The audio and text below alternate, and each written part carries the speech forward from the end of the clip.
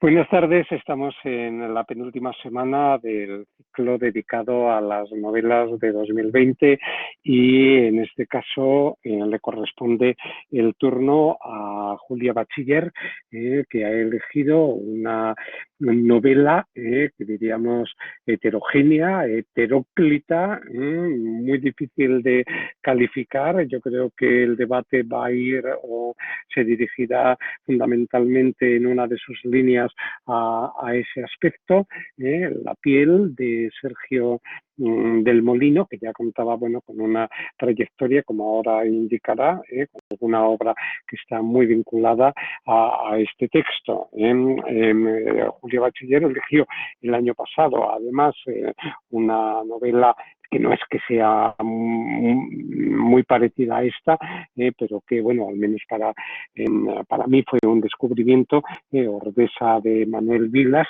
y que de algún modo entraría también dentro del dominio, por así decirlo, que ya es un baúl en el que cabe todo, como diría Don Pío sobre la novela, pero vamos a decir lo mismo sobre la autoficción, ¿no? Y en este caso volveríamos a tener un texto que podríamos incluir en esta categoría. Así que, bueno, pues yo personalmente le agradezco a Julia el riesgo, ¿no?, asumido al escoger dos obras tan difíciles para abordar, como fueron la de Manuel Vilas y en este caso la de Sergio del Molino, y te doy la palabra para que nos hagas tu presentación.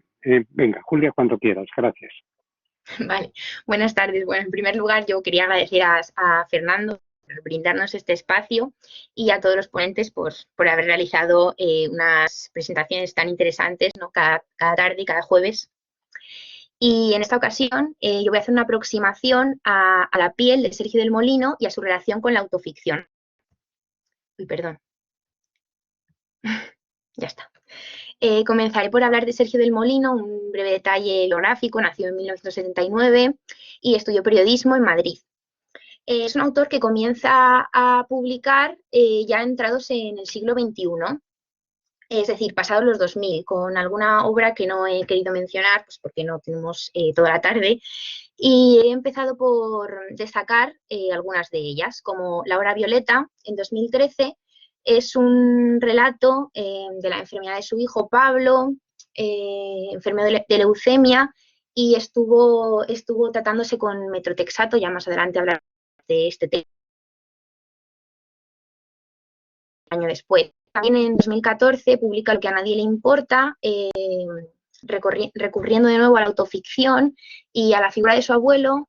Habla de un relato familiar y de también toda una generación que tuvo que sobrevivir a la guerra civil y cómo realmente pues, las consecuencias y el sufrimiento que eso conlleva. La España vacía, ya un hito, ¿no?, del 2016, una novela que también bucea un poco entre el ensayo, la autoficción. Parece un ensayo porque realmente Sergio del Molino plantea una hipótesis, ¿no?, en esa España vacía, ese territorio que no es la España vaciada, sino vacía. Pero también hay elementos, relacionados con la autoficción, ciertos momentos en los que él se postula como autor y hace ciertas reflexiones. También en La mirada de los peces, de nuevo, ese género, autoficción, en el que recurre a su relato propio con la adolescencia, entrelazándolo con la vida del profesor Antonio Aramayona, no sé si lo he dicho bien, y también hablando de la muerte digna y de lo que supone poder elegir morir, ¿no? Como veremos ahora, muy relacionado con la enfermedad. Parece que son temas que a Sergio del Molino le interesan. Y por último destaco Lugares fuera de sitio, de nuevo este interés por el país en el que vive, por ciertos lugares de España peculiares, ¿no?, de la geografía española. Como vemos, es un autor del siglo XXI que se postula en este género de autoficción. Y por ello vamos a adentrarnos en una novela que pertenece al género de la autoficción, en la que autor, narrador y personaje coinciden en el nombre, que son la misma persona.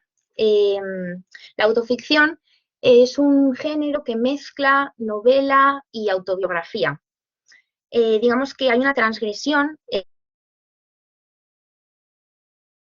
la autobiografía con elementos que pertenecen a la ficción.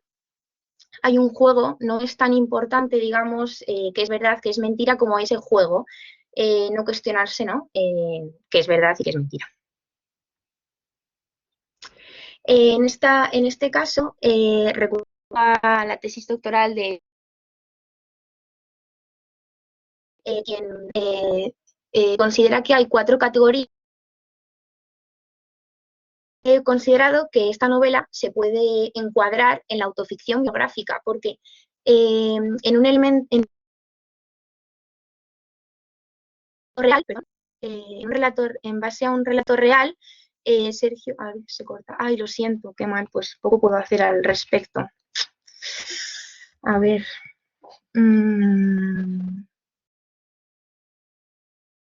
A otro wifi. Vale, ¿ya? ¿Me escucháis? Vale. Así que no. Es un relato, bueno, las 4 categorías. Las 4 categorías de autoficción que defiende Vicent Colonna en su tesis, y yo he considerado que esta novela se puede encuadrar en la autoficción biográfica, porque utiliza como base un relato real que si podemos comprobar. Sergio del Molino padece psoriasis, una enfermedad que afecta a la piel. Para explicarlo de una manera sencilla, me pone que tengo poca conexión. Qué mal. A ver, un segundo. Voy a intentar conectarme a otra red. Es que no sé si la voy a liar más o no. ¿Me estáis escuchando? No. Sí, no, sí. Te oímos. Lo que veo es que a veces bueno, voy a intentar. Sí, intenta reconectarte a ver si encuentras otra red que te dé un poquito más. Vale. A mí liarla. Uy. A ver. A ver, bueno, ya no sé qué estaba diciendo. El relato, la base del relato real. La psoriasis es una enfermedad que afecta a la piel. Digamos que en una piel normal, en una persona normal, nuestra piel se regenera cada 28 días. Lo que ocurre en las personas con psoriasis, es que la piel se regenera cada 3 días. Eso genera una sobreproducción de pieles muertas que generan eczemas, unos eczemas que resultan molestos, incluso pican, y al rascarte te haces sangre y puede derivar también en otras enfermedades, la psoriasis.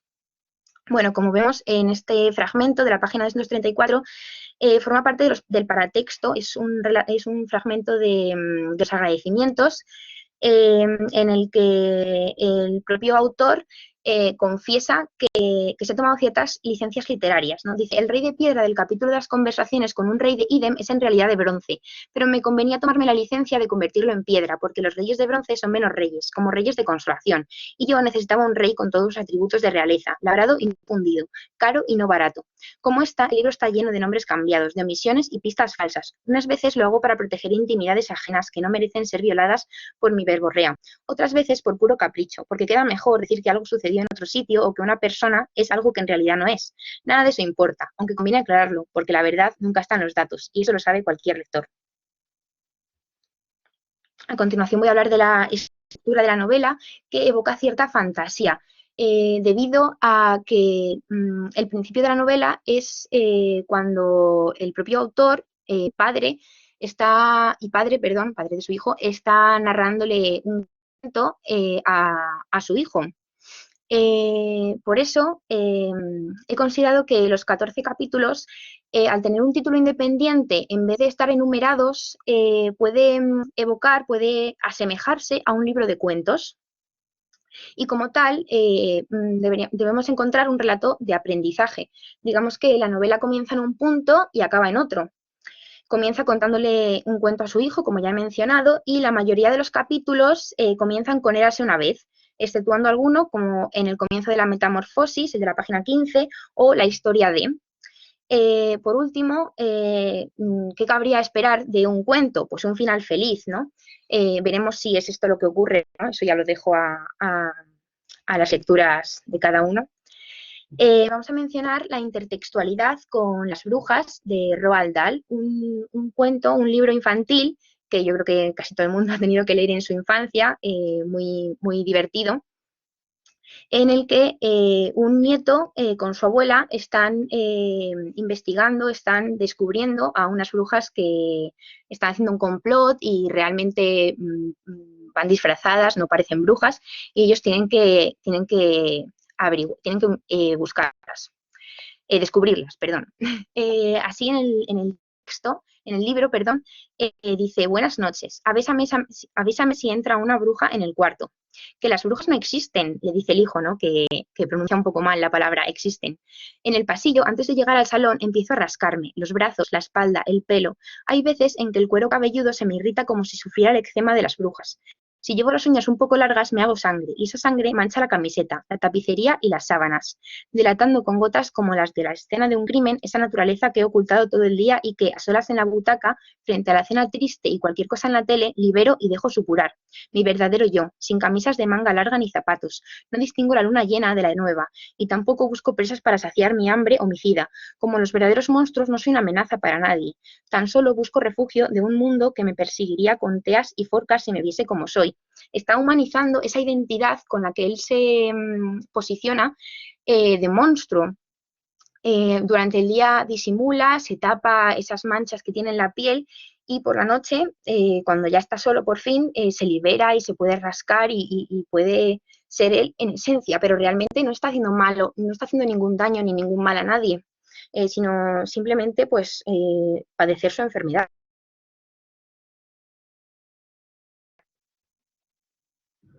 Vamos a comentar los dos narratarios que he encontrado en el texto.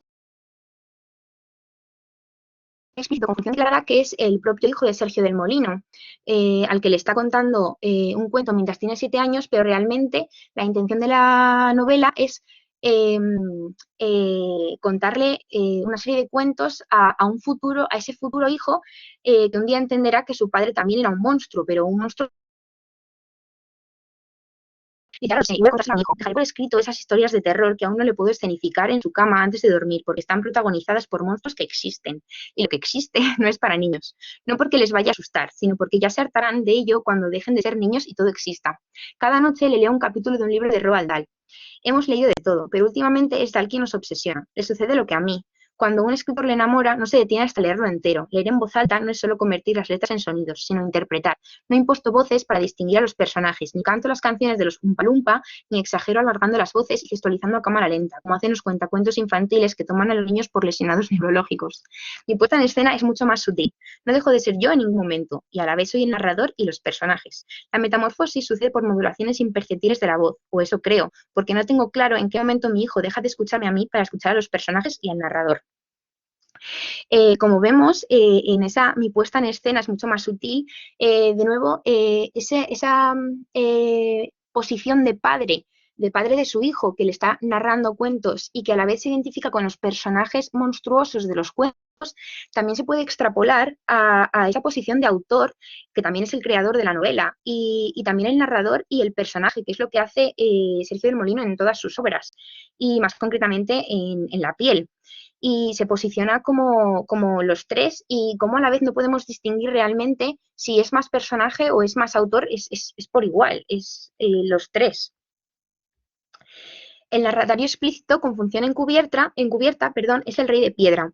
En un momento del relato, Sergio del Molino en una encrucijada, tiene que reflexionar, no sabe si decidirse a tomar un nuevo tratamiento, porque, como vamos a ver ahora, pues le evoca a un pasado. Dice, y se lo cuenta a este rey de piedra.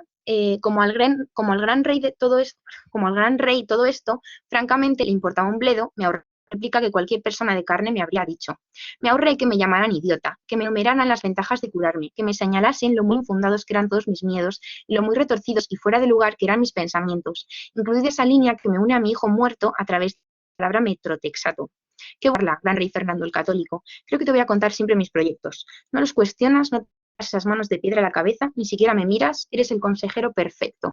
Como ya acabamos de ver, esa alusión a ese hijo muerto de la hora violeta, que se relata, perdón, en la hora violeta, estuvo bajo tratamiento con metrotexato y es ese mismo medicamento el que le han ofrecido a él, su medicamento muy fuerte, y ese medicamento que no pudo curar a su hijo es el mismo que a él le va a curar. Hay una especie de paradoja, me parece a mí, estos giros que a veces tiene la vida, ¿no? Que uno no sabe ni por dónde cogerlo, casualidades incluso, y que muchas veces supera la ficción.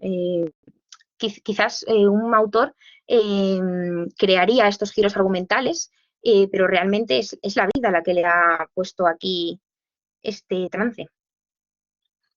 Vamos a hablar de la postura de autor, que engloba no solamente la postura que podemos recoger en la piel, sino la postura que él muestra en toda su obra y además en otros elementos en su figura, él cuando hace entrevistas o cuando escribe artículos en el periódico, él como periodista, y yo he considerado que tiene una personalidad un tanto conformista, fácil en cuanto a adaptarse a los problemas que le puedan surgir y reniega de ciertos dramatismos. Y esto es fundamental porque él no narra la historia acomplejado o para que nosotros tengamos que sentir, nos compadezcamos de él, sino más bien pues, lo que le toca, ¿no? Y hay un momento en el que relata cuando él era pequeño y con algo y se le saca una aguja de SIDA, me imagino que en esa época, no lo he vivido, pues era peligroso y había mucho miedo a los niños. Y dice, encendí la luz de la mesilla y me examiné el pie. Ahí estaba el punto, casi en el centro, redondo e invisible para quien no supiera qué buscar. Apagué la luz y me dormí en paz. No sentía angustia ni deseo de contárselo a nadie. Moriría flaco y desgreñado, como los actores y los kinkis. ¿Qué le iba a hacer? Tenía el SIDA. Me resigné a no ver otro verano. Guardé el bañador y encaré el otoño convencido de que jamás pisaría otra vez la playa. Me puse el jersey creyendo que no cenaría esas navidades en el pueblo de mi abuelo. Me fui despidiendo en silencio y en secreto, sin sentido del drama ni de la puesta en escena. Esperar la muerte se parecía a esperar cualquier otra cosa, como la hora del recreo o la cita con el médico. Pero pasaron los meses y seguí vivo. Llegó otro verano y luego otro y me salió barba y me cambió la voz y me convertí en un hombre y el corazón siguió bombando sangre. Pero ni los relojes ni los calendarios me apartaron de la fe en mi condena. La muerte solo se demoraba, no me había librado de ella. El SIDA estaba latente en algún lugar de mi cuerpo, esperando la chispa adecuada. Tardaba porque sabía de mi indiferencia y quería sorprenderme llegando cuando me hubiese olvidado del pinchazo, porque a la muerte le gusta la tragedia y la puesta en escena y no soporta a los lánguidos que no tiemblan ni lloran ni suplican que se lleven a otros. Me parecía fundamental, desde luego. También en común con otras obras hay una búsqueda constante de otros relatos que me parece que se puede relacionar con su profesión de periodista, de buscar en archivos, en imágenes, de buscar anécdotas, de buscar biografías y cómo las relaciona en este caso, con su relato de psoriasis y recoge a otras personalidades que también han sufrido psoriasis. Por lo tanto, la novela está llena de digresiones. Vemos que entrelaza con el relato de Stalin o de Cyndi Lauper o de John Updike o de Pablo Escobar. También me parece que hacía de Nabokov, me había a ponerlo. En ello, en la novela, aprovecha este escenario que le brinda la autoficción para poder imaginar los relatos de estos personajes. Él no los ha conocido y no los ha vivido. Entonces, gracias a este escenario, él puede imaginar sobre unos hechos basados en archivos y, por supuesto, en bibliografía fiable, pero no deja de ser un ejercicio de imaginación. También, común en otras obras y en él en general, me parece muy interesante lo que yo he considerado metaliteratura, a lo mejor me equivoco, pero hay cierta autoconciencia de escritor y cierta como que reflexiona acerca de lo que está escribiendo. recuerdo un fragmento ahora mismo de La España vacía, en la que empieza a decir, bueno, estoy sentado en la piscina y estoy pensando en lo que voy a escribir, porque tal, porque cual. Me parece que hay cierta metaliteratura en su postura de autor. A lo mejor me equivoco. Bueno, vamos a entrar ya en este terreno, en estas identidades y en estas, cómo va a aprovechar este yo narrativo que le brinda la autoficción para legitimar y también aceptarla, construir su propia identidad, acepta que es un enfermo crónico. Y porque al principio él, bueno, dice, no, como son cosas de la piel, bueno, tampoco me voy a morir, ¿no? De esto. Pero realmente es molesto, es doloroso y acaba aceptando. Dice, la enfermedad me ha vencido, ha tomado mi cuerpo como nunca antes y he tenido que rendirme a su poder, reconociendo que abarca mucho más que lo estético. Ya no es una cuestión superficial de vergüenza, ya no se trata de salir del hotel deprisa, antes de que la camarera descubra las manchas de sangre de la sábana y me miren como sospechoso de no sé qué. Ya no se trata de pasar calor en verano. Todo eso ha degenerado en una incomodidad aguda y persistente, en un fastidio crónico que me impide dormir y me apalea hasta la extenuación cada noche. Estoy perdiendo catastróficamente la lucha conmigo mismo y no hablo aquí en términos metafóricos. Mis anticuerpos enloquecidos han tomado el control absoluto del cuerpo. Acaba aceptando que es un enfermo y que tiene que curarse. Para ello me parece fundamental cómo dignifica la enfermedad. Digamos que en nuestra sociedad este término tiene mucha connotación negativa. Y así él dice, qué feo está eso, me dije, usar la enfermedad como metáfora para explicar la ruina de estos barrios y las miserias de la política municipal. Me odio mucho cuando caigo en ese lugar común que ni siquiera parece una metáfora, sino un uso normal del lenguaje. Susan Sontag escribió un librito titulado La enfermedad y sus metáforas, en el que aprendí lo aberrante que puede ser trasladar la semántica de la enfermedad y la salud a fenómenos sociales y políticos. Cuando se compara la corrupción con un cáncer, cuando se dice que una democracia no tiene buena salud, cuando los políticos se refieren a sus proyectos como tratamientos o cuando se habla de una noción como si fuera un paciente que necesita cirujanos de hierro o doctores que traten la enfermedad del desempleo o de la pobreza, todo se enfaga de una abyección invisible, porque se refuerza la noción clásica de la enfermedad como pestilencia, algo que debe ser extirpado, sajado, intervenido. En vez de ser objeto de cuidados, el enfermo se convierte en un foco que erradicar y eso se traslada a la forma en que se habla de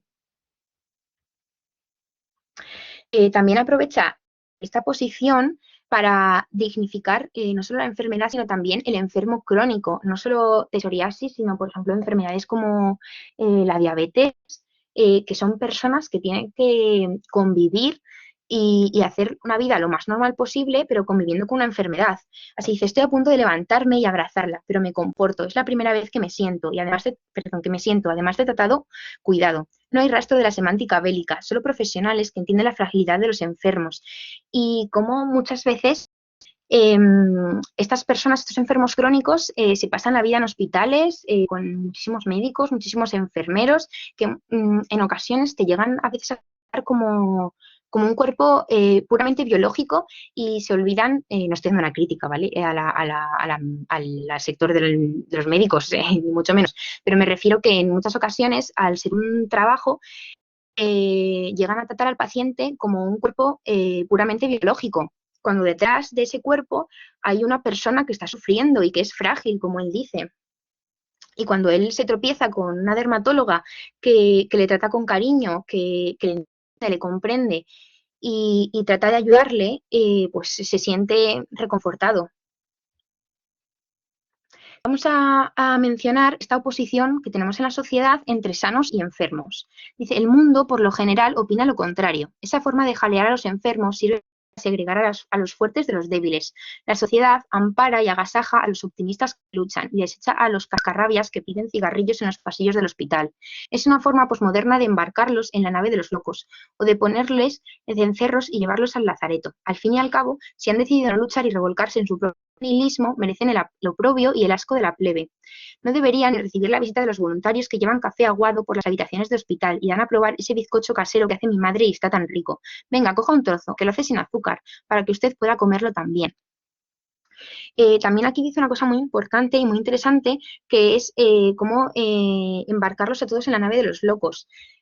cuando él entrelaza su relato propio con la psoriasis, con el relato de otras personalidades, eh, también crea esa comunidad, esa identidad conjunta de personas que están sufriendo lo mismo. Él, como ya hemos dicho, hay una oposición entre sanos y enfermos, él quiere ser sano, claro, y tiene esa identidad fragmentaria, no es un monstruo, no termina de ser una cosa, tampoco quiere identificarse con la posición de enfermo porque tiene muchas connotaciones negativas en nuestra sociedad y quizás ese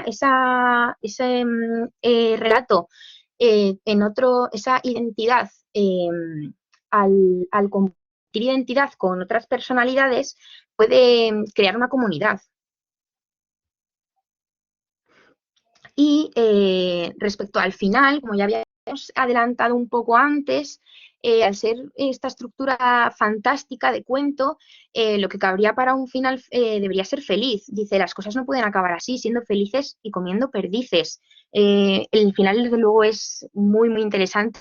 He querido destripar nada, hacer spoiler, no he querido avanzar nada porque quiero que, bueno, pues cada uno pueda ver qué ocurre al final, se toma el metotrexato, no lo toma, le hace efecto, qué ocurre, pero desde luego es muy interesante eh, ese final y esa intención que tiene el autor de escribir este cuento, no solamente para él, para eh, su propia digamos, no me sale la palabra inundación, ¿no? De que el hundirse en la miseria, sino reivindicar su posición y aceptar que es un monstruo y legitimar en parte esa identidad. Por último, no quiero dejar de lado, como ya he dicho, que es un relato sin heroicidad. No es un personaje que va a salvar el mundo, que se enfrenta a grandes dramas, sino simplemente que padece una enfermedad. Y se enfrenta a ella no en un término bélico, sino pues con humildad. Dice, no he aparecido en un hospital de Kazajistán con zarpazos de oso y he contado siempre mi monstruosidad con un encogimiento de hombros. He culpado a la genética, que es como culpar a Dios, pero sin ganas de blasfemar, sin mitos ni redenciones. Mi piel solo da asco. Soy uno más de los muchos desgraciados que cruzan los pasos de peatones a diario.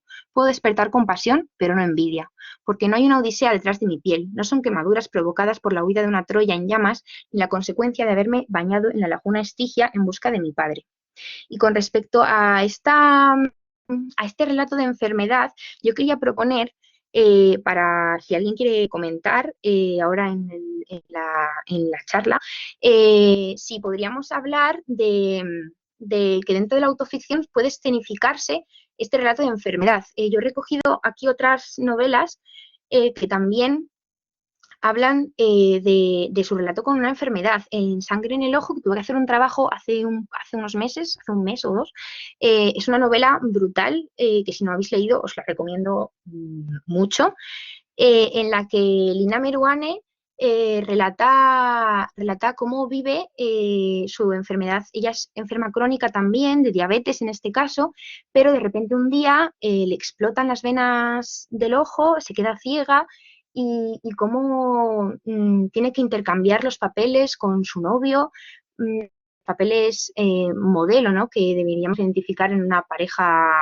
según los modelos patriarcales, ¿no? En el que la mujer lo da todo por el hombre. Y aquí en este caso, ¿hasta cuánto estaría Ignacio, que es su novio, a dar por Lina? Bueno, no quiero adelantar, pero ¿qué le daría, ¿no? Para que ella pudiera ver? Y cuando estaba haciendo este trabajo, estaba leyendo un artículo de Ana Casas, Punto ciego del yo, y también recogía estas otras dos novelas, El cuerpo en que nací de Nettel y Un ojo de cristal de Meave, que todavía no he leído, pero tengo en pendiente ahora mismo en cuanto acabe los exámenes. Yo ya estoy visualizando el 11 de junio.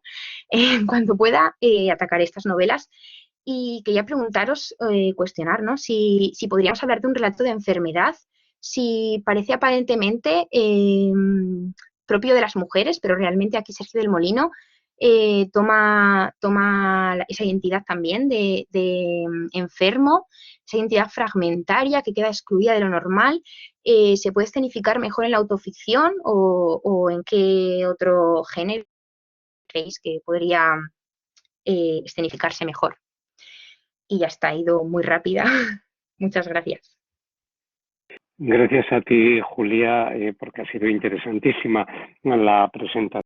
Era muy difícil de abordar un libro que, como decíamos, ¿no? Yo rebuscando algún término que pudiera servirnos para comprender, ¿no? la estructura tan compleja de la misma, pues he dicho que era una obra heteróclita, ¿no? En el sentido de que ni siquiera quizá el término de novela, tal como lo llegamos a entender, pues podría aplicársele de una forma cierta, ¿no? Es decir, es un cuerpo narrativo que está compuesto pues por diversas partes dentro de lo que es esta concepción de la literatura fractal. Tendríamos aquí, claro, una obra que está armada con numerosas piezas, pero que por supuesto tiene esos hilos, ¿no? Que permiten la unión entre distintas partes que están, ¿no? fundamentalmente llevándonos hacia el género narrativo, ¿no? Eso es indiscutible, no solamente porque el autor Sergio del Molino, amén ya del componente de la autoficción, ¿no? En donde, bueno, mejor que autor, escritor, ¿no? Coincide en escritor con narrador, con personaje, ¿no? Y de ahí es de donde se genera una condición de autoría que es la que el propio personaje lleva a cabo, ¿no? En la interpretación, sobre todo que hago yo de la fórmula de la autoficción y que me parece la más conveniente. Pero es verdad que he hecho una serie de puntos en donde todo lo que es el sistema narrativo está abordado, ¿no? Nos ha leído Julia y ha elegido de una forma muy cierta un pasaje en el que está leyéndole, ¿no? al hijo y el modo en que al leer él intenta no impostar con la voz, ¿no? sino a través, bueno, pues casi de imperceptibles cambios, como llega a decir, asumir la identidad de ese narrador y de esos personajes para que llegue un punto en el que el hijo no le esté oyendo a él, al padre, sino que esté ya sumido en el interior de esa ficción al que lo está llevando con la lectura. Es decir, todo lo que llega a ser desde lo que es el arco pragmático, porque son muy raras, ¿no? las referencias metanarrativas al proceso de la lectura, como vemos, a todo ese desarrollo múltiple de sus propias lecturas y, por supuesto, del desarrollo de una composición que va armando con piezas que en principio parece que son independientes, pero que luego ya vamos descubriendo que todas esas esos ensayos biográficos que va dedicando, pues como ha señalado muy bien Julia, a Stalin, al escritor Updike, a la cantante Cyndi Lauper, a Nabokov, que es sobre todo adquiere un valor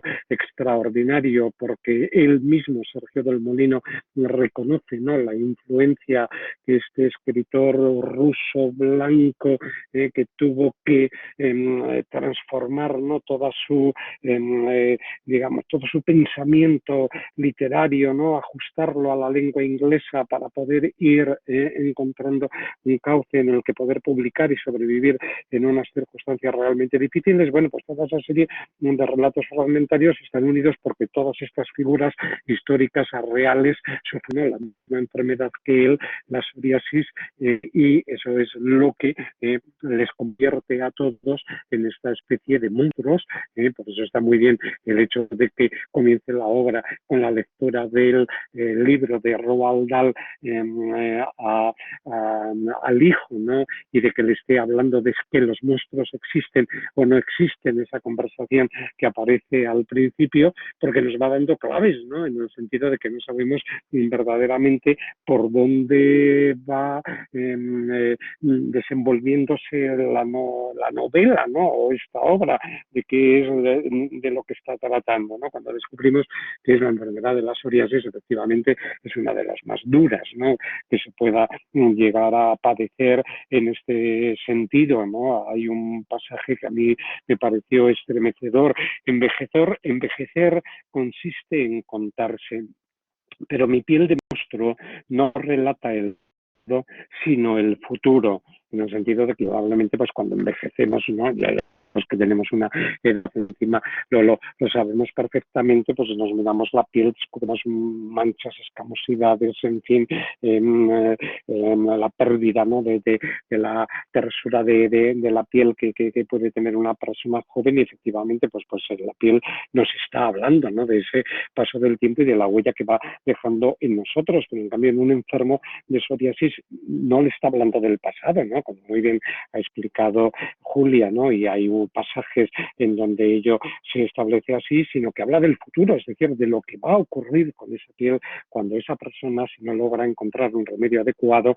y desde luego es muy difícil hallarlo, ahí queda, ¿no? Yo tampoco voy a decir ni voy a revelar el desenlace con ese tratamiento experimental a que se va a someter, ¿no? Y que le va a recordar la muerte del hijo porque he ensayado en él, el hijo de 2 años, Pablo, de donde surge esa obra, ¿no? De la hora violeta, y el modo en que, claro, él lo revive todo, ¿no? Y al revivirlo al mismo tiempo, pues no tiene otro remedio que embarcarse, ¿no? En esa nueva, en ese nuevo experimento para ver si de esta forma puede encontrar, en fin, algo que le alivie. Como vamos viendo, estamos situados, sabemos que Sergio del Molino tiene esa enfermedad, sabemos que esto lo escribe en 2020, nos está hablando de, si me permitís el término, de, digo, ilustres enfermos, en el sentido, pues como decían los antiguos, ¿no? De viris claribus o de claris viribus o de viris, de mulieribus claris, de personajes, ¿no? Que destacan por algunas características especiales y que se convierten en paradigmas, en modelos, y para él, ¿no? Esta serie de figuras que ha ido eligiendo de la historia, ¿no? Verdaderamente tétrica, ¿no? La figura de Stalin, ¿no? De la escritura, Updike y Nabokov, la cantante, yo no la conocía, esta cantante Cyndi Lauper, a lo mejor vosotros sí, ¿no? Y además, si no lo conocéis, luego me preocupé por buscar en YouTube el vídeo de la canción que él señala, ¿no? Que tiene una dimensión programática para la generación suya, y realmente es extraordinario, ¿no? Porque piensas que todo lo que está contando pues está verdaderamente metido en esa obra. Entonces, claro, en un momento determinado, y la estructura de la obra está muy clara, dice, quiero hacerle, efectivamente, está ese narratorio que es el hijo, no es, digamos que es un narratorio explícito, no lo es en este momento, es un libro para el futuro, para cuando llegue el día de mañana. Piensa Sergio del Molino que su hijo no va a sufrir psoriasis, porque en el ADN pues da un salto, ¿no?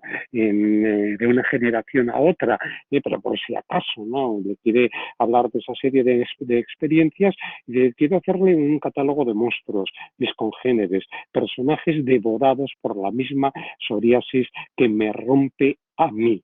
Y eso es lo que, de algún modo, esa frase que me rompe es la que está justificando las continuas rupturas que se van produciendo, los continuos saltos que se van dando de una sección a otra, en esos 14 fragmentos amplios, en donde nos vamos encontrando pues historias muy diferentes. A mí lo que me ha parecido más emotivo de la obra, ¿no? Aparte ya de las evocaciones biográficas y sobre todo el modo en que alguien que está padeciendo esta enfermedad, yo he tenido un familiar que la ha padecido y es verdaderamente terrible, ¿no? Es que te pone de los nervios, de un modo te impide incluso el trato, la comunicación con las personas de tu propio entorno familiar, salvo en los momentos en que te da un poco de tregua. Efectivamente, al igual que se rompe la piel del autor, se está rompiendo continuamente la novela. Entonces, es una imagen que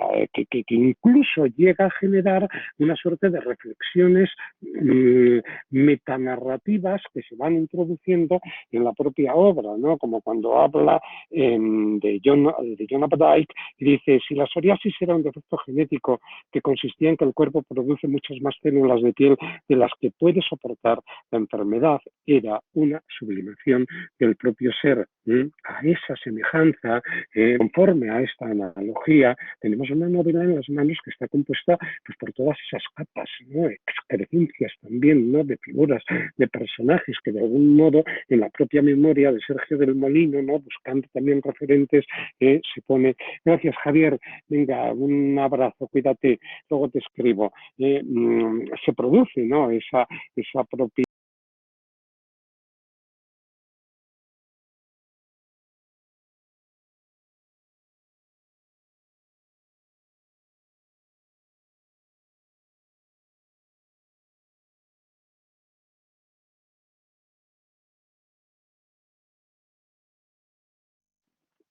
Perdón, gracias.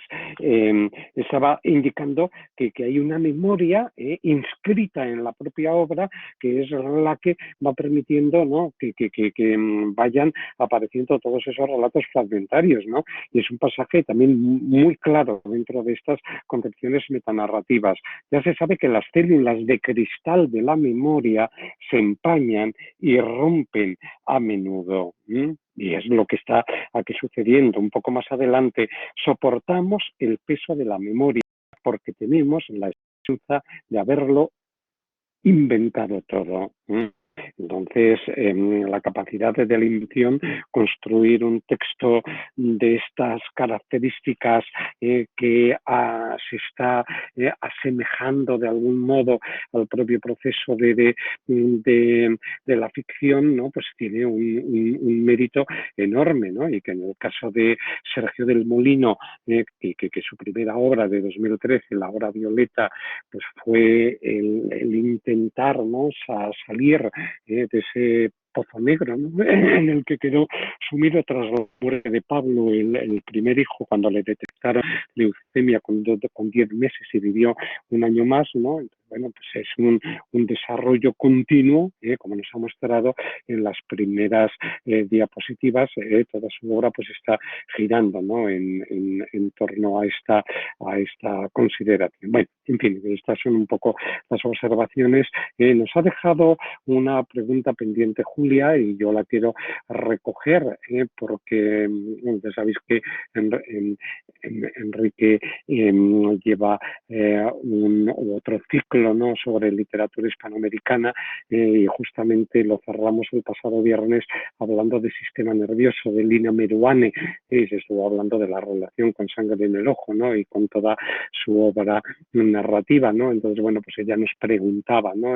Por la relación de la enfermedad, de la creación narrativa, ¿no? Qué tipo de conexiones pueden llegar a producirse y sobre todo una cuestión que el propio Sergio del Molino en ese epílogo final, en ese paratexto, deja presentado y que yo me había anotado también como tema de posible debate, ¿no? Porque llega a afirmar Sergio del Molino, dice, no creo que haya diferencias entre la escritura de mujeres. Dice, para alguien como yo, que defiende que no hay diferencias entre la escritura de mujeres y de hombres, esto es muy frustrante, pero la evidencia bibliográfica me obliga a señalarlo. Quien quiera aprender algo útil sobre la piel, que lea a las mujeres que han escrito estos libros maravillosos y rigurosos. Quien quiera poesía sobre la piel, que lea a los hombres que han levantado castillos de metáforas en torno a ella. Y, en fin, esto lo leo pues para recoger, ¿no? el guante, ¿no? Que había dejado arrojado Julia para un debate que vamos, que puede dar mucho juego, ¿no? Para eso, si hay diferencias primero entre la escritura de mujeres y de hombres, y si puede haber diferencias a la hora de hablar de las enfermedades. En fin, intervenid quienes queráis. Clara, tú que habías habías señalado que no solamente que habías leído La piel, sino que La piel te habías llevado a leer otros títulos de Sergio del Molino. ¿Qué piensas? Hola, ¿me oís? Perfectamente, No Clara. me, no me habéis dado tiempo ni a levantar la mano porque he hecho alguna anotación, que por cierto, Julia, felicidades por tu exposición, Sí. porque retomo las palabras de Fernando, que, vamos, yo de hecho leí un poco el libro pensando, madre mía, quien se tenga que enfrentar a esto, a la hora de sistematizar un poco. Bueno, me he hecho varias anotaciones de varios aspectos que quería comentar. El primero de ellos es que nos fuimos a Chile con Alejandro Zambra y no sé si a alguien más le ha pasado que se ha querido buscar una semana en el balneario de Alhama de Aragón leyendo el texto, porque vaya tela, yo me quiero ir allí a remojar un poco sin tener yo ninguna enfermedad de la piel, pero qué lugar más idílico según lo describía del Molino, indudablemente, ¿no? Segunda cosa que quería comentar, Julia, has comentado que Del Molino se enfrenta a una paradoja con respecto al tema del tratamiento al que tiene que someterse cuando le recuerda bueno, pues a todo el proceso del duelo que está viviendo con su hijo, ¿no? Pero yo tengo apuntado que es que la paradoja además es doble, porque el Del Molino, en el final de la obra Violeta, él cuenta que él, o sea, su dolor se engrandece todavía más cuando él, después de la muerte de su hijo, intenta hacerse donante de médula para que, ya que no había podido salvar a su hijo, pues intentar ayudar a los demás, ¿no? Como también una donante francesa que ha intentado ayudar al niño y demás, ¿no? Y la tragedia también le sobreviene cuando la psoriasis le impide entrar en la lista de donantes de médula, ¿no? Entonces, la paradoja es esa también, ¿no? O sea, no solo que no pudo salvar al hijo y que el medicamento lo salve a él, sino que es que no solo no pudo salvar a su hijo, sino que no puede salvar a nadie más en este sentido, ¿no? Y de hecho tengo aquí el fragmento de la hora Violeta, que lo he buscado en un segundo, dice, no pude hacer nada por mi hijo y ahora me dicen que tampoco podría ayudar a otro niño. Y todo es por esa puta enfermedad que no me había molestado en todo el día y que empieza a picar rabiosamente. Lloro y me rasco y lloro y maldigo la legislación y los criterios de selección para donantes de médula. O sea, yo había leído La piel y luego leí La hora Violeta y entonces dije, bueno, pues cuando llegue el momento le voy a hacer referencia porque evidentemente hay cierto paralelismo, ¿no? Y luego tú nos decías que si encontrábamos ciertas obras que trataron el tema de la enfermedad, y a mí me ha venido a la mente indudablemente Clavícula de Marta Sanz, donde hay una reflexión muy interesante sobre el cuerpo y sobre, bueno, pues todas las circunstancias que rodean a la parte corporal y a su relación entre la parte corporal y la parte mental, y todo esto como un germen de la ficción, todo a partir de un pequeño dolor de clavícula que ella se está extendiendo y a partir también de la hipocondría que ella sufre y demás. Y creo que sería también un aspecto, vamos, una relación interesante. Es evidentemente una obra de otro ámbito, bastante diferente, pero sería también una obra donde sí que se enfoca la enfermedad en cierto sentido. Y por último, yo creo, Fernando y todos, que yo tampoco hago distinción entre la ficción escrita por hombres y por mujeres. Yo creo que el hecho de que últimamente nos estén llegando buenas novelas o mejores novelas, quizás voy a ser muy atrevida, ¿eh? Yo creo que echándonos la vista atrás, hay mejores novelas escritas por mujeres que por hombres, o tan buenas novelas escritas por mujeres que las escritas por hombres. Y esto hacía mucho tiempo que no pasaba, ¿no? Si echamos mano de la novela de los años 60, de los años 50, no sé si hay novelas premiadas por hombres tantas como por mujeres. Yo creo que no. Y yo creo que no es que la escritura sea diferente ni que unos sean mejores que otros. Otra cosa es cómo el mercado editorial ha engrandecido a unos y a otros o le ha dado voz a unos o a otros. Yo creo que la cosa va un poco por ahí, pero indudablemente yo leo ficción y a mí me es indiferente si esta ficción está escrita por un hombre o por una mujer. Y bueno, gracias por vuestra atención. En efecto, Clara, compartimos esta última afirmación tuya, yo al menos. Bueno, le doy la palabra a Julia, que se la tenía que haber dado después de haber intervenido yo en la presentación o en el complemento un poco de la novela que ella había elegido, y ahora Julia se ve obligada, esto es un poco como el propio libro que hemos leído, un poco heterogéneo, se ve obligada a contestarme a mí si quiere y a contestarle a Clara. Buenas, Julia, muchas cuando gracias. quieras. A ver, en primer lugar, gracias, por supuesto. A ver, no sé por dónde empezar. Voy a contestar primero la primera pregunta de Fernando, no la pregunta, sino lo de Fernando. Has dicho que yo no sabía nada de que había un ciclo de narrativa hispanoamericana, pero me hubiera encantado bueno, participar si no acudir. Desde luego, Sí, este año estoy haciendo Enrique te informará en su momento para el año que viene. pues Bueno, yo estoy haciendo sí. una asignatura que se llama narrativa hispanoamericana y desde luego me he abierto un mundo maravilloso, estoy encantada. Y al respecto, vamos a ver, empezaré por lo primero que ha dicho Clara acerca de la doble paradoja. Es muy interesante. Yo no he leído la Hora Violeta, está en mis planes, por supuesto, y es cierto, hay una doble paradoja, sí, ahora que lo mencionas.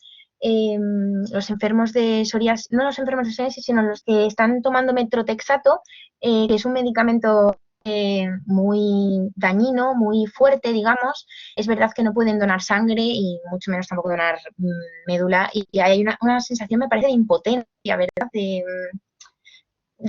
De aumento del dolor, quizás. Sí, y también encima, como la psoriasis es una enfermedad que está muy relacionada con el ámbito psicológico, cuando tú sientes ansiedad, cuando tú sientes, pasas por un mal momento, ¿no?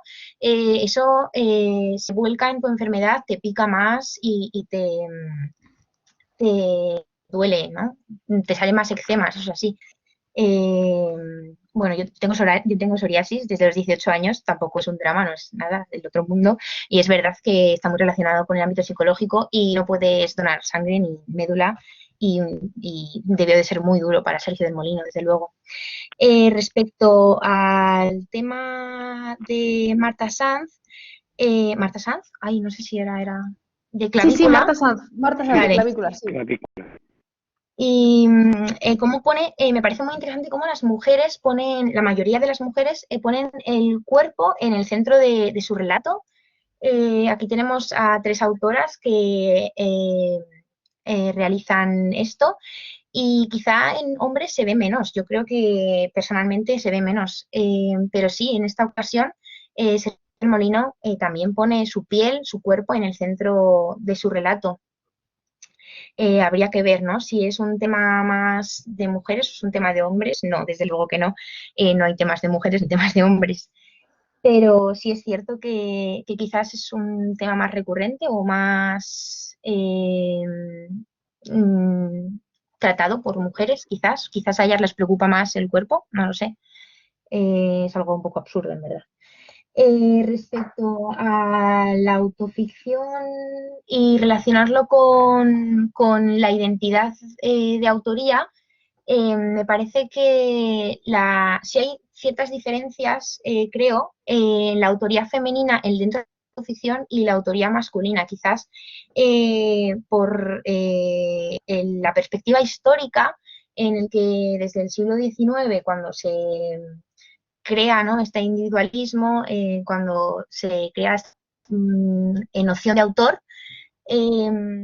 las mujeres han quedado relegadas, eso sí. Entonces, digamos que cuando una mujer se tiene que identificar como autora, quizás tiene que legitimar de otra manera su autoría, y es algo que yo creo que nosotros, estudiantes de literatura, y quizás creo que tú eres profesora, y pues yo algún día, no sé, supongo que seré profesora, me imagino, me gustaría que, creo que está en nuestras manos, hacer un equilibrio y hacer enseñar la literatura de otra manera, de una manera más igualitaria. A mí personalmente, como estudiante en un instituto, jamás hemos tratado, yo creo, ninguna autora, quizás Laura Gago, una vez, pero ya está, no hemos hablado de más autoras. En ningún momento cuando estudiamos literatura hemos mencionado ninguna autora. Incluso en la carrera hay asignaturas en las que no se ha mencionado ninguna autora. Y no estoy hablando del siglo XV ni del siglo XVI, XVII, estoy hablando del siglo XIX y siglo XX muy escaso. Bueno, es complicado, ¿no? Ya está. Me parece que Enrique quiere hablar, tiene la mano levantada. No sé si tengo la autoridad para decir que hable. Efectivamente, puedes hacerlo. Enrique, buenas tardes. ¿Qué nos cuentas? Mira por dónde ha salido Lina Merone también aquí. Hola, buenas tardes. Vamos uniendo los ciclos. Buenas tardes.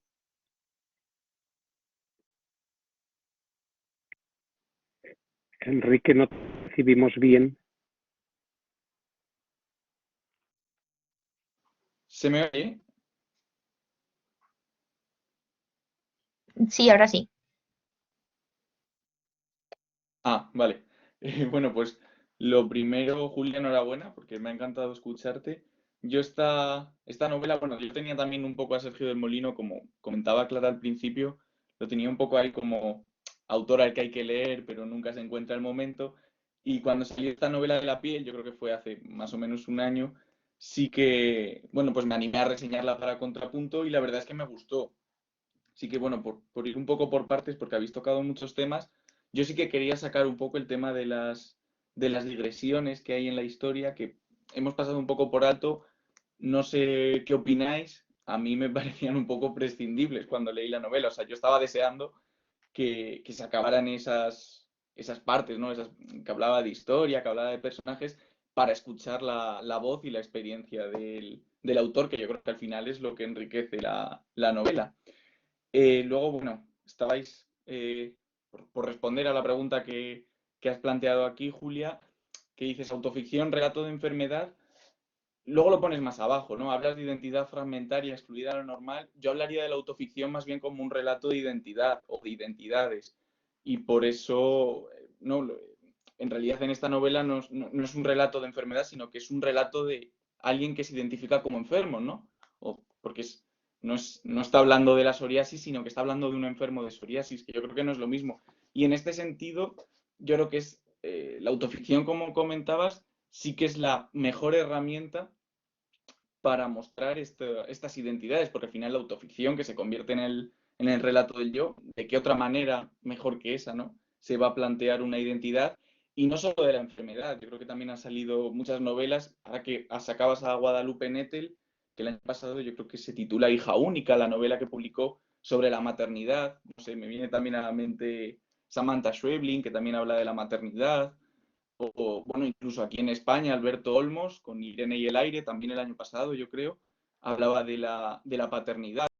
No es que sean temas de hombres o de mujeres, sino que, claro, las identidades no son las mismas. En Lina Meruán, en Sangre en el Ojo, que estabas comentando y que, bueno, ha dicho Fernando que tratamos en el club de lectura, no solo se habla de la identidad como enferma, sino la identidad de mujer enferma, que no es la misma que de hombre enfermo. Yo creo que eso sí que es así. Al final son identidades y en este caso en la autoficción no se puede separar tan bien o no se puede, bueno, a ver cómo me explico. No es lo mismo un autor que una autora porque la identidad no es la misma. Entonces es verdad, yo en ficción tampoco me metería a decir que hay unos temas de hombres o de mujeres, ya lo hemos visto con Las Alegres de Ginés Sánchez, o traté de decir yo eso, pero en términos de autoficción, donde esa autoría está tan presente o donde ese yo del autor tiene un juego tan importante en la novela, yo creo que sí hay cosas más de, ¿no? Temas que se pueden relegar más a autoras que a autores, porque al final conforman su identidad. Y no sé si me queda algo que decir de lo que había apuntado, pero bueno, ya me callo, que si no monopolizo un poco esto. Ah, bueno, y ya por terminar, Julia, que quedas invitadísima al club de lectura del año que viene. Ya le pediré tu correo a Fernando y te añado a la lista. Muchas gracias. Muchas gracias. Pues sí, efectivamente, creo que la autoficción sí es el mejor escenario, sobre todo para reconstruir una identidad. En este caso, una identidad de enfermo, como muy bien has apuntado, y, Y quizás en otros ámbitos, en otros géneros, no podríamos hacer esa distinción, claro que no. En este caso, sí, por lo que ya hemos comentado de lo que supone la autoficción en relación con la identidad. Sí, en efecto, ¿no? Además, yo creo que en el fragmento en que he tocado ese asunto, pues el propio Sergio del Molino lo plantea, ¿no? Como los hombres levantan castillos de metáforas, mientras que las mujeres pues son capaces de ir directamente al grano, ¿no? De lo que supone en sí la enfermedad, las consecuencias, ¿no? Y todo el proceso de padecimiento que entraña, aunque de algún modo, bueno, pues obras como las que hoy tenemos entre manos, pues también nos permitirían ver esto. Pero es verdad que esta obra, y yo esto sí recojo una de las reflexiones de Enrique, ¿no? Sobre las agresiones, ¿no? Es un texto donde uno puede encontrar absolutamente de todo, desde episodios humorísticos, como por ejemplo el del Negro de Bañoles, que era además muy divertido, y esto yo lo recuerdo, ¿no? Haberlo leído en la prensa en su momento, como ese museo de figuras disecadas, cómo podían tener a un ser humano, como, bueno, pues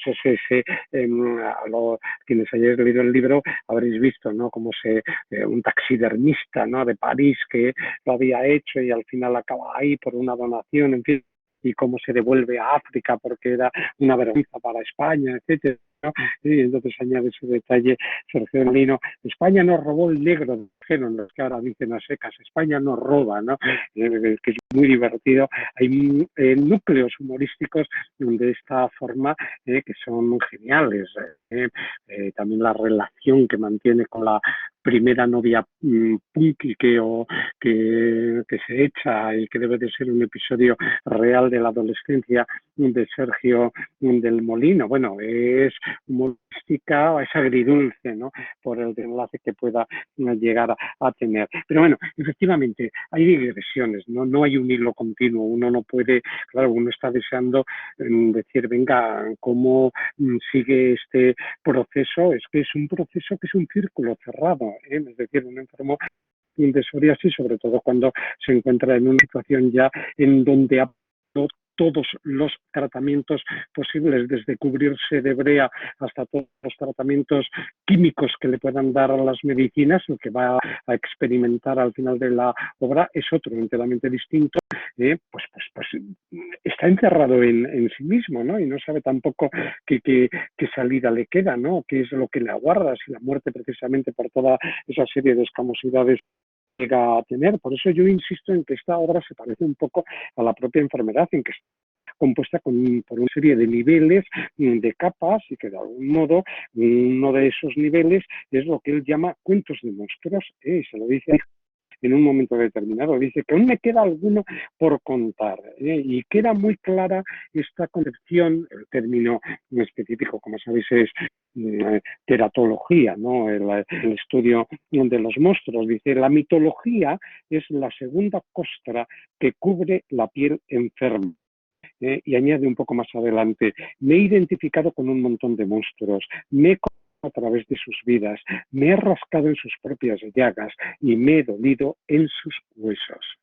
Y este momento nos está dando perfectamente una imagen para entender lo que es la piel del que padece la psoriasis y la piel de esta novela, ¿no? Y por eso, claro, vamos entrando en capas sucesivas que pueden de algún modo corresponderse a esos estadios en que la enfermedad no es agresiva, ¿no? Y tienes blanca y parece que, bueno, te puedes quitar la manga larga y puedes enseñar el brazo o las piernas, como él llega a decir, ¿no? En la playa, en el verano, etcétera. Esos momentos tan duros, tan críticos, en donde uno va cubierto y no deja casi ver más que los ojos, ¿no? Por el efecto, ¿no? Que puede llegar a provocar este desarrollo. Por eso se siente tan identificado con Nabokov, ¿no? Que de algún modo le puede producir una serie, ¿no? de semejantes idénticas. Entonces, claro, nos va llevando a saltos por distintas historias porque de algún modo también el padecimiento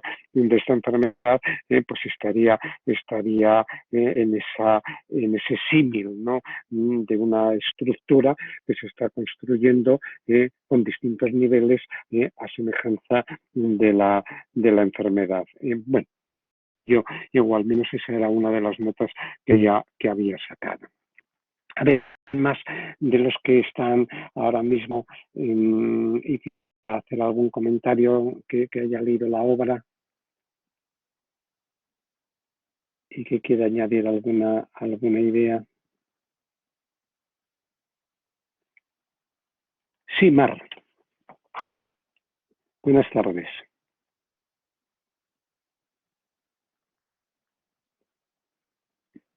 Mar, no sé si tienes apagado el micrófono o tenemos hoy problemas con las conexiones, porque si estás hablando no te oímos nada. Ahora parece que llega ¿Me tu oís voz. ahora?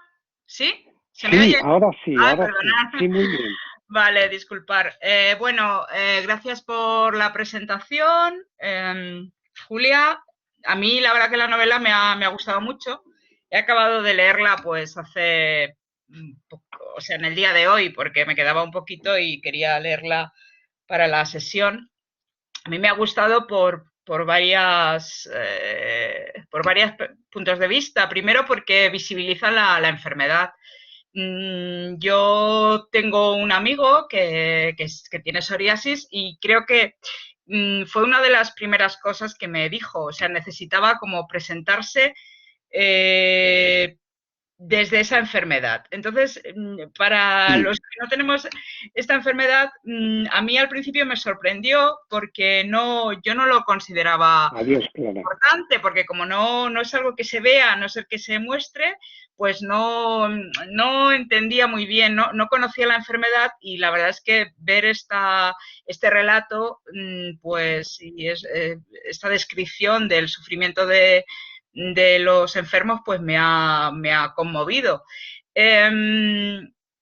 Yo creo que a mí sí me ha gustado el desfile de personajes porque hay una idea que me parece muy potente, ¿no? Y es como personas tan poderosas y se sientan impotentes ante la enfermedad, como pudo ser el caso de Pablo Escobar o de Stalin.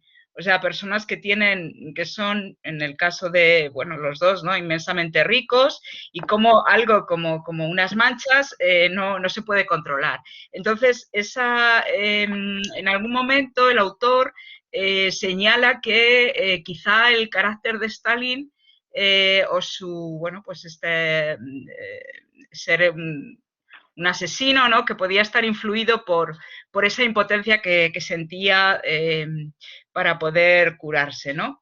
Bueno, son personajes públicos, hay una cantante, o sea, la verdad es que luego te metes en internet y pones personas famosas con psoriasis y al final es que salen estas, ¿no? O sea, quiero decir que no sé si están elegidas de una manera expresa o bueno, también es que son realmente las personas que yo por lo menos he visto, no he visto muchos más. Y pues no sé qué más decir, ¿no? Bueno, pues que sí, que yo creo que es una enfermedad, para mí, después de leer esta novela, desconocida y que entiendo también que en el imaginario colectivo pues esté la idea de que como algo que está visible y que con lo avanzada que está la ciencia y tal, pues no se haya podido, pues no sé si curar o no, no sé cómo decirlo, porque es verdad que en los momentos, digamos, de estrés, yo que lo he visto precisamente en mi amigo, pues sí que me llegaba a sorprender, ¿no? O sea, que sí que es verdad que cuando se hacen visibles las manchas, pues a mí personalmente sí que me impresionaba. Pero claro, hay un ánimo de ocultación, ¿no? Los enfermos pues siempre están pues eso, intentando taparse y bueno, pues a mí es lo que más me ha gustado de la novela, vaya. Efectivamente. sobre todo el modo en que te hace vivir, ¿no? Todo ese proceso que en ocasiones es angustioso, pero que al contrastarlo en esa serie de relatos que se Sí. están preparando para un hijo, ya de algún modo genera otra perspectiva, indudablemente, ¿no? Hay una frase, una paradoja con la que termina la obra, dice, si mi hijo tuviera esta enfermedad, es más o menos el sentido, dice, tendrá que hacer como yo, mirar a los demás para evitar mirarse a sí mismo. Yo creo que es una frase acertadísima, ¿no? Y que encaja con lo que tú señalabas de cómo, claro, una persona que tiene esta enfermedad pues se siente de algún modo el centro de atracción de todos y entonces, claro, tiene que aprender a mirar a los otros y por eso es este tratamiento fragmentario de todos estos relatos para evitar mirarse a sí mismo. En fin, así es. Julia, ¿quieres añadir algo? Sí, creo que muy acertado, ¿no? Lo que ha dicho Omar. Muchas gracias. Creo que también forma parte de la intención del autor el poder comprender la situación que vive el enfermo. Así es. Y había el que lo tenía por aquí anotado y no quiero que se me pase, que lo estaba viendo ahora, ha estado muy bien elegida por Julia esa frase de la nave de los locos, a la que remite Sergio del Molino. Pues es una persona que tiene una cultura letrada muy amplia, ¿no? Como habréis podido ver por las referencias continuas que está haciendo. Pero no olvidéis que La nave de los locos es un título de una novela de Pío Baroja, de Memorias de un hombre de acción. Entonces yo creo que hay también un eco de la narrativa de Baroja que aparece justamente en ese pasaje. Y eso, bueno, pues nos habla de un libro que contiene muchas referencias a otros libros, que algunas pueden ser digresivas, pero otras yo creo que van dando claves para poder interpretar estos desarrollos. Jesús, cuéntanos. Hola, ¿qué tal? ¿Me escucháis bien? Muy bien, Jesús, cuéntanos. Vale. A ver, yo sé que no te gusta que haga estas pequeñas digresiones entre poesía y prosa porque son mundos distintos. Eso hay, pese a que discutimos algo, lo tenemos claro. Pero bueno, he estado. Lo primero, enhorabuena por la exposición, ha sido magnífica. Ya tengo otro libro más que leer en verano, así que va a ser un verano muy leído. Claro, para mí esto de la corporalidad yo lo he visto más tratado en la poesía y en la poesía es cierto que suele ser el ámbito de la voz femenina, precisamente por no el tratamiento del cuerpo desde la enfermedad o desde la ficcionalidad de esa enfermedad, sino como una reapropiación corporal de la corporalidad. O sea, la mujer se tiene que reapropiar del cuerpo que ha sido hasta ahora tratado por la doctrina patriarcal. Es curioso porque estas autoras, que sé que Enrique conoce a Aurora Luque porque estuve leyendo no hace mucho una reseña que hizo de su último libro. Aurora Luque o Chantal Maillard son autoras que se han preocupado mucho de este tipo de reapropiación del cuerpo. Y claro, viendo un poco cómo ha tratado el cuerpo desde la misma perspectiva que lo hace aquí en la novela el autor, se me ha venido a la mente el caso de Michel Houellebecq, que tiene un poema que es muy corto y lo voy a leer ahora. No es eso, yo intento conservar mi cuerpo en buen estado. Quizás estoy muerto, no sé. Hay alguna cosa que debería hacer que no hago, no me han enseñado. Este año he envejecido mucho, me he fumado 8000 cigarrillos, a menudo me he mareado. Sin embargo, debe haber algún modo de vivir, algo que no encuentro en los libros. Hay seres humanos, hay personajes, pero de un año para otro apenas sí reconozco sus caras. No respeto al hombre, no obstante lo envidio. Y entonces me ha recordado mucho a una noción que habéis traído a colación, que es el hecho de que de la impostura del hombre de la propia enfermedad, de tratarse a sí mismo como un enfermo. En este caso, Houellebecq no tiene psoriasis, no sé si realmente la tiene, pero lo desconozco. Pero sí que se imposta a sí mismo el hecho del fumador, que es otra de las nociones que había recogido en una frase del libro. Lo recoge, ¿no? Cómo apartamos al enfermo como un marginado, uno que nos pide un cigarrillo, ¿no? Lo tratamos mal. Entonces, bueno, quería también un poco ligar esos dos mundos, el de la poesía y de la prosa. Pero bueno, ahí está mi aportación. Sí, perfecto. Jesús, gracias por la lectura de que yo creo que pone la guinda a la exposición que nos llevas hacia un ámbito bueno que complementa, ¿no? Ya que este es un libro que tiene muchos pasajes que son verdaderamente poéticos, ¿no? Por la trama de sentidos que pone en juego Sergio del Molino. No sé qué te parece, Julia. Sí, desde luego, muy acertado traer este poema. Muchas gracias. Y sí, es cierto que esa apropiación, has mencionado, muy acertado, del cuerpo femenino y cómo tratar este tema las mujeres y más que los hombres, claro. No, y en cambio, él no está haciendo una reapropiación, Sergio del Molino no está haciendo una reapropiación de su cuerpo, sino más bien aceptando su condición de enfermo, reapropiando, no me parece que sea una reapropiación, sino más bien, no sabría cómo explicarlo, sino más bien, sí, una aceptación, no sé cómo definirlo. Sí, me parece que la reapropiación femenina tiene más que ver con la sociedad patriarcal. Muy bien.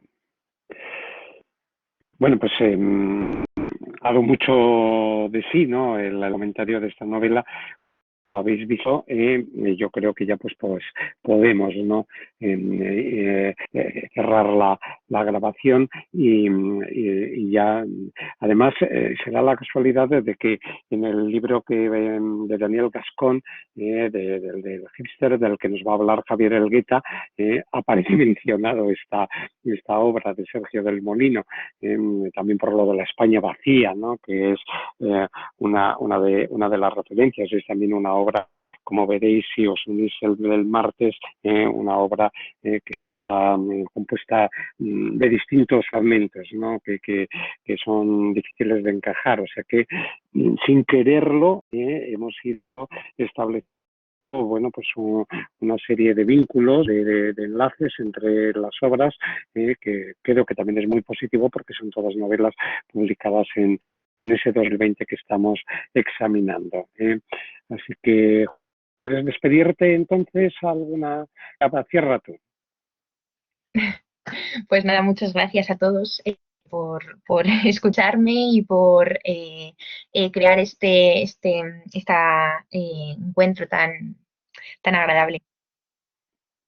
Muy bien, de acuerdo. Gracias. Pues ya os escribo, nos veremos entonces el próximo jueves con Javier Elgueta, con Nava Fernández Ramos, con las dos últimas novelas, 16, ¿no? Son las que hemos tratado a lo largo de este cuatrimestre, una más que las 15 semanas normales de curso. Eso, de un modo, pues bueno, dice de nosotros, en fin, que parece que nos aburrimos un poco y que lo único que nos gusta es hablar de novelas, de literatura, etcétera.